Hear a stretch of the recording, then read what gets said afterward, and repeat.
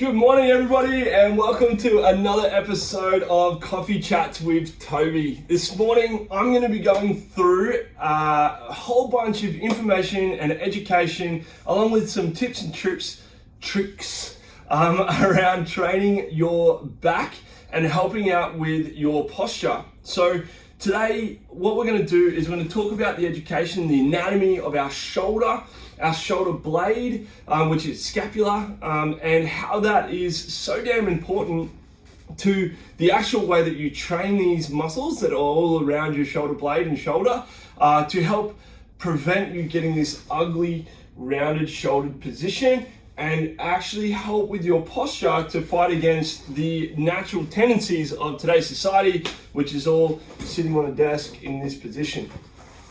All right, so the first things first, one thing I really like to educate all my clients on is, in fact, what the shoulder joint actually comprises of. So a lot of people don't actually realize that the shoulder socket, if you will, is probably one of the least stable sockets or joints in our body when it comes to the ball and socket joint.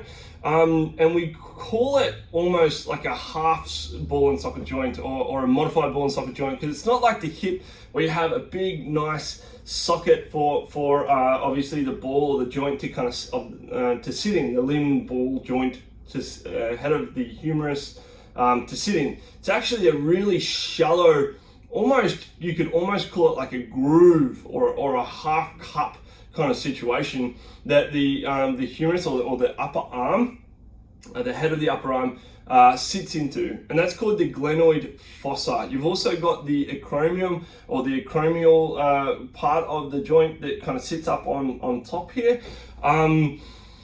And then the rest is actually kind of consisting of a whole myriad of ligaments that kind of hold that the ball, the head of the humerus or the head of the upper arm into that socket. Now, what's really important and what a lot of people don't understand is that the glenoid fossa, or that area where the humerus kind of sits into, is actually part of our shoulder blade or our scapula. So if you have a look, I'm a massive fan. A lot of people hate Google. I'm a huge fan of using it for imagery. So I'm a big visual person. So what I would recommend you do, even whilst watching this video, jump on the side here or on your phone or wherever it may be, and jump on and type in shoulder joint in Google Images, and that may help you to kind of understand what it is that I am talking about. So yeah, basically the concept is that your shoulder blade is the socket of your ball and socket joint. So what that means is it's not only is the joint itself quite unstable, relying on a whole bunch of ligaments and tendons to hold it in there, but the actual socket itself is a mobile kind of joint or mobile bone, if you will. How we are designed to move is, obviously we can see, you can hopefully see my shoulder blade there. The shoulder blade itself, even if I hold my torso straight, the shoulder blade itself is actually mobile. So I'm not moving my shoulder or my humerus or my shoulder joint here. What I'm actually moving is my scapula or shoulder blade around my rib cage. So I hope that kind of makes sense to you. And as I move my shoulder forward, what's actually happening with that socket is where it's sitting out in this position here, it's kind of, as I'm moving my shoulder blade forward, it's kind of rotating forward as well. Now this, oftentimes when we talk about exercise, people see this as a negative, right? They say, no, you've got to hold your shoulder blades back and down in that nice stable position so that when you're exercising, nothing's moving and we're nice and stable and everything's wonderful. Now, to be honest with you, this is actually incorrect. And the reason I can say so confidently that this is incorrect is it doesn't make biomechanical or really it defies all aspects of physics for that to be the case. Because the truth of the matter is, when our shoulder blades are back and down in this neutral position, which everyone says is the right place to be, and when standing upright or just having no pressure, not doing any exercise, that's correct. This is our natural position, and to be in this kind of posture is meant to be perfect. But that's because that we've got no forces being applied on that joint. when we're exercising, whether it be a pushing movement, right, or a pulling movement, we have load that is now getting applied to our body. So in this case, when I'm pushing, I'm actually trying to use my hands or my arms or my fists or whatever it may be to push an object or a thing forward. Now, if I keep my shoulder blade back and down, what that is doing is keeping my socket or that glenoid fossa that I spoke to you facing you, so facing the camera here. So what we're going to do is this hand here is going to pretend to be my socket or my joint, right? So if I keep it back and down and I'm trying to press here, the load is actually going to be pushing on the edge of this socket or the edge of this socket, depending on if I'm pushing or pulling. So that means that all the force of me pulling this object is actually going here, or in this case here. So really on the edges of where our the strongest part of the joint, if that makes sense. So what we really want to do is we want, when we push, our socket to kind of come forward, as you can see my body. So my torso is actually coming forward, but my shoulder blade is now actually kind of almost facing you instead of facing my back, if you can see that. So that little part here you can see is actually the edge of my shoulder blade in here.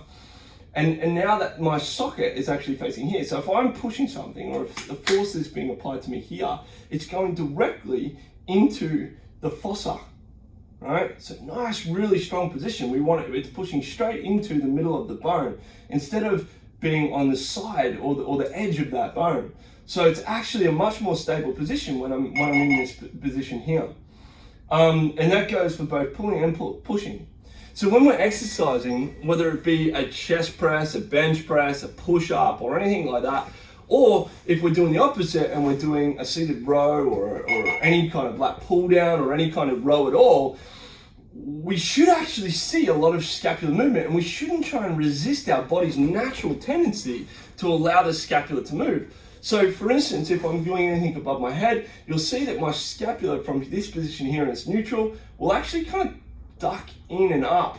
So see how here, this movement here is actually my shoulder blade rotating in and under.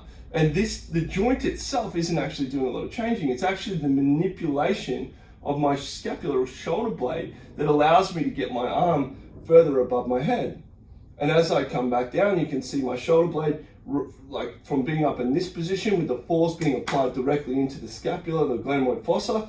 As we come down, our shoulder blade, which you can see here, is actually going to rotate back as if I'm always pushing a force into my hand. This fossa is always going to be behind that load until I bring my shoulders back into that neutral position.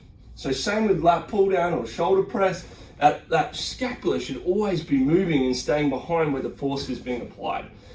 Got really technical there and applied a lot of kind of physics and things like that, but I think it's really important to educate you guys up and not dumb things down. So great, so this kind of tells us one part of the equation, how to stay safe and how to keep our shoulder joint stable and strong. Now I want to know, all right, well that's all well and good, but how do I help myself? How do I get stronger? How do I get a better posture? How do I look after, or fight against the natural tendencies of society, which is to have this rolled forward position, which can actually cause pain, discomfort up through the neck, sternocleidomastoid, like tightness, all this kind of problems up in our upper traps. How do I fight that? Well, the answer is we do exercise the exact same way that I just explained to you. So the best thing to do is actually work our lower trap muscles and our rhomboid muscles and all the rotator cuff muscles and all that kind of thing. I won't get into the specifics of them. There's 3 different rotator cuff muscles, but the whole idea is to kind of gain control, so not limit mobility, actually promote mobility, but also increase the ability for you to actually sit in this naturally strong, good postural position. Now, the way that we do that isn't to hold strong in this position and do everything in this spot, because what you're actually going to end up doing is overloading these muscles who aren't designed to take that much load. But what we're going to do is we're actually going to use a seated row the way that we're designed, or that body's designed to move. So we'll start out in this shoulder protracted position. then the start of the movement is actually going to be bringing our shoulders back and down as we follow through with our elbows.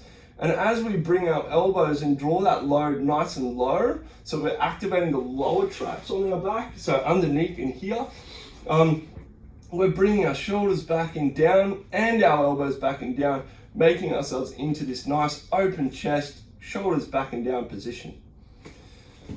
Same through with every exercise. So I could repeat that same concept 100,000 times over with all these different exercises that work through the back. But the concept that you need to kind of understand and dominate on is that our shoulders should be moving. And the way that we work these muscles, it's just like every other muscle.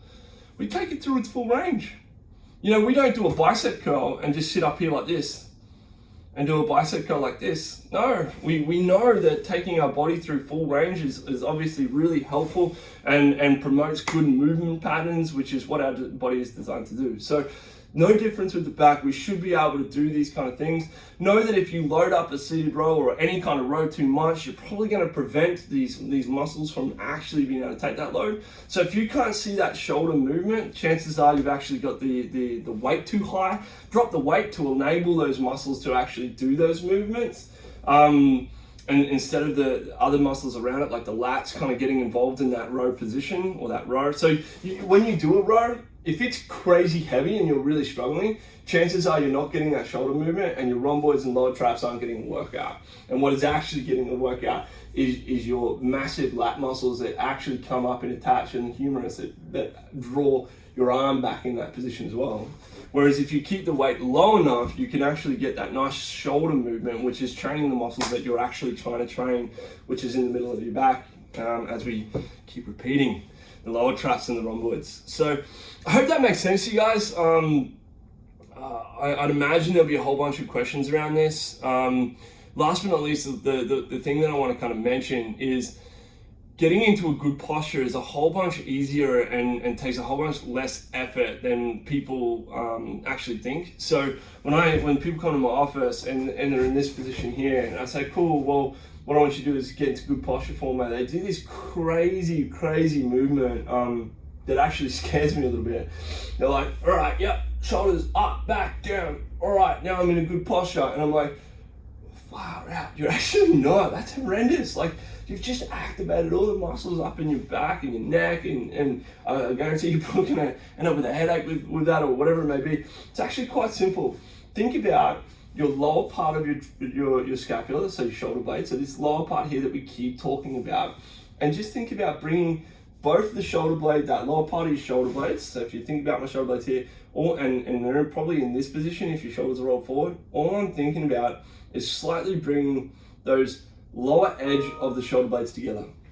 So if all I'm doing is from this position here, all I'm doing is that slight movement there. I'm not straining, I'm not trying to drive my shoulders back. It's just that slight manipulation and activation of those muscles to kind of situate the shoulder blade, if you think about it, the shoulder blade in the right place, and that will sort the rest out. It's not your shoulder joint that you're trying to fix, it's your shoulder blade and its positioning around your rib cage. I hope that helps. I kind of go all over the shop, obviously, with these videos.